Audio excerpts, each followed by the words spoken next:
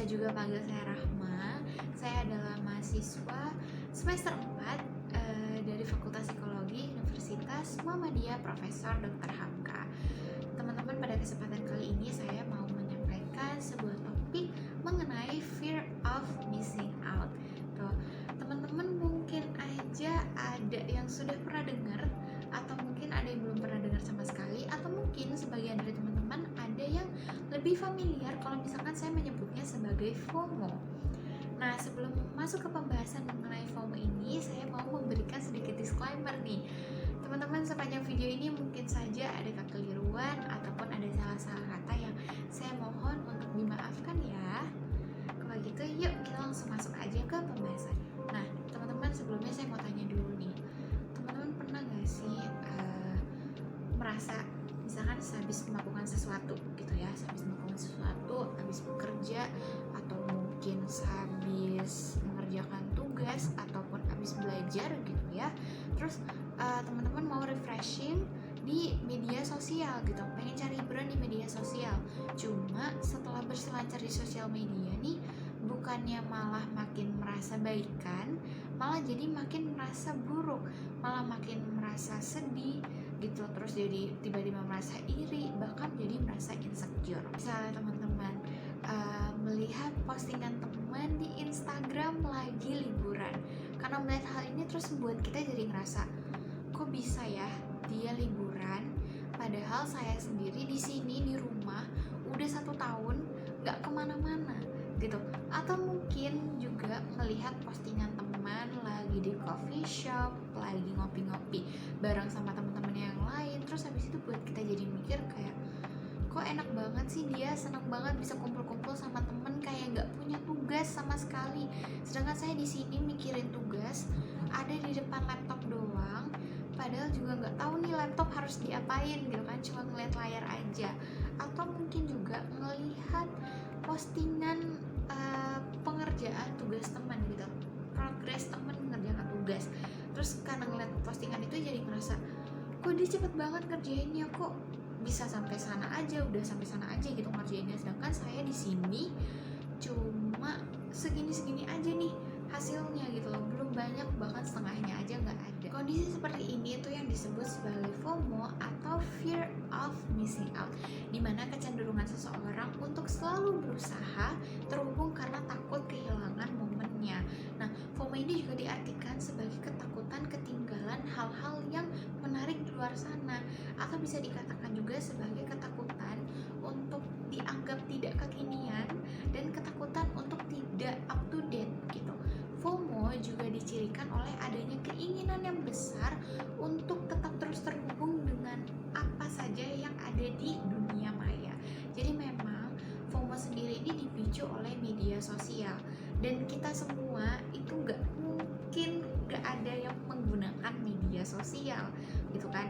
Nah, media sosial ini kan sangat luas ya, sangat bebas, nggak ada waktu yang menentukan untuk postnya tuh jam berapa, nggak ada waktu yang membatasi gitu, terus juga nggak ada batasan bisa postnya tuh harus di mana-mana aja gitu loh, jadi nggak ada batasan tempat, waktu, dan apa yang dipost gitu. Lalu dampak FOMO untuk diri kita sendiri itu sebenarnya apa sih untuk diri seseorang? Ada 3 dampak dari FOMO terhadap diri seseorang. Yang pertama adalah FOMO ini mendorong seseorang untuk membandingkan dirinya dengan orang lain, jadi memunculkan rasa kepada kita untuk bandingin diri kita, kemampuan kita sama kemampuan orang lain gitu. Hal ini ada kaitannya juga dengan bagaimana cara kita menghargai diri kita sendiri gitu. Kalau kita menghargai diri kita sendiri, itu kan berarti kita mensyukuri segala hal yang telah Allah berikan kepada kita, dan memanfaatkan sebagaimana tujuan dan fungsi yang telah Allah ciptakan, seperti yang ada pada surat Ibrahim ayat 7, di mana Allah berfirman, sesungguhnya jika kamu bersyukur maka kami akan menambahkan nikmatmu, dan jika kamu mengingkari nikmatku maka sesungguhnya azabku sangat pedih. Jadi teman-teman, bahkan Allah sendiri telah mengingatkan kita untuk terus bersyukur dengan apa yang kita miliki, dan tidak membanding-bandingkan dengan apa yang kita miliki, yang tidak kita miliki gitu. Nah, motivasi belajar, pencapaian akademik, dan juga membuat durasi pemakaian handphone itu lebih lama, yang akhirnya bisa menurunkan proses belajar gitu. Jadi bisa mengganggu proses belajar. Nah, teman-teman, biasanya nih kalau sudah melihat postingan orang-orang di Instagram gitu loh, sudah melihat pencapaian orang lain di Instagram, ini nih bukan ngebuat kita malah jadinya semangat, bukan ngebuat kita malah jadi terpacu untuk melakukan seperti apa yang dilakukan orang lain, malah jadi ngebuat kita merasa sedih, jadi buat kita rendah diri, merasa aduh emang nggak bisa kayaknya deh, memang kayaknya ini bukan bidangnya saya, memang kayaknya saya nggak pinter dalam hal ini, makanya saya nggak bisa, makanya saya nggak selesai, makanya saya tuh kesusahan dalam mengerjakannya, yang akhirnya apa? Akhirnya menurunkan produktivitas kita. Dari produktivitas kita ini akhirnya berlanjut ke motivasi belajar yang turun, terus habis itu juga ke pencapaian akademiknya yang turun. Setelah itu akhirnya karena ini semua meningkatkan durasi pemakaian handphone, yang tentunya akan mengganggu proses belajar.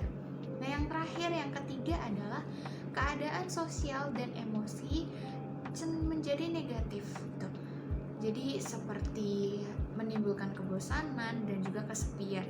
Nah, yang faktor ketiga ini, dampak ketiga ini yang nantinya akan berbalik ke dampak sebelum-sebelumnya gitu loh.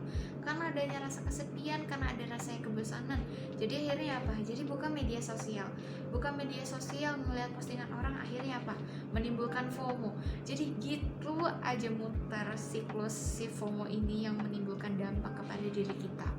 Nah, selain itu teman-teman, gak cuma itu aja, berdasarkan hasil sebuah penelitian mengenai FOMO dengan regulasi diri menunjukkan adanya hubungan negatif yang signifikan antara regulasi diri dengan fear of missing out. Jadi semakin tinggi regulasi dirinya, maka akan semakin rendah tingkat FOMO-nya. Dan itu juga berkebalikan, semakin tinggi FOMO-nya, maka dia semakin rendah regulasi dirinya. Oke, terakhir dari saya nih teman-teman, yang perlu kita semua juga ingat gitu ya, kalau kita gak pernah bisa mengontrol apa yang orang lain post di media sosial. Orang itu bebas untuk post apa aja yang mereka suka, orang bebas untuk post mengenai pencapaian mereka, hal yang mereka senengin, mereka lagi liburan, mereka seneng, mereka post. Orang tuh gak ada larangan untuk post hal itu gitu loh. Tapi ada satu hal yang masih bisa kita kontrol, adalah mengenai apa yang kita lihat gitu. Kita bisa loh mengontrol apa yang kita lihat, apa yang membuat kita gak nyaman, apa yang rasanya kita gak suka tuh kita bisa kontrol dengan tidak melihatnya. Kita ada opsi untuk gak melihat hal itu sebenarnya. Juga jangan lupa kalau ada yang dinamakan mute gitu. Kita bisa mute sementara teman-teman kita di media sosial sampai rasanya kita sudah lebih baik, sampai rasanya kita jadi tidak merasa rendah diri, merasa lebih oke untuk melihat postingan-postingan yang seperti itu di Instagram gitu, postingan yang kiranya bisa menimbulkan FOMO di dalam diri kita. Teman-teman, ini adalah akhir dari pembahasan saya.